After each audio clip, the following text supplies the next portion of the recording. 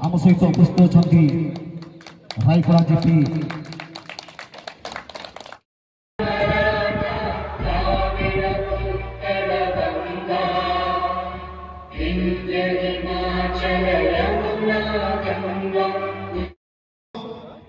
पूर्वतन मोर परिचय है माँ तारिणी क्लब रो प्रेसिडेंट। आज प्रथम दिन में बहुत उल्लासित परिवर्तन एणु मोर समस्त सभ्य मानक एकजुट करी समस्त सजासजी बहुत भल हो खेल वर्तमान आरंभ हो गला।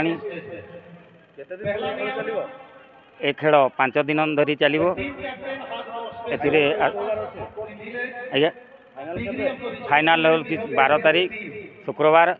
एथिरे आसबे आमर चीफ गेस्ट प्रभाती परिडा एवं अंत नायक। भरत चंद्र महांत रायकड़ा GP president Bharatiya Janata party माँ तारिणी क्लब एटा 19तम तार फुटबॉल टूर्नामेंट आयोजन करछि।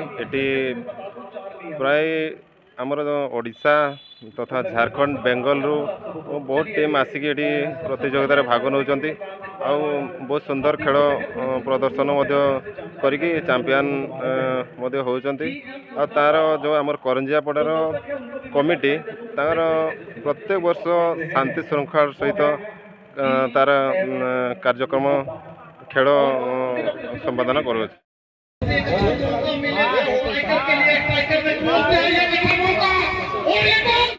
प्रमोद कुमार नायक मो रायकड़ा सरपंच।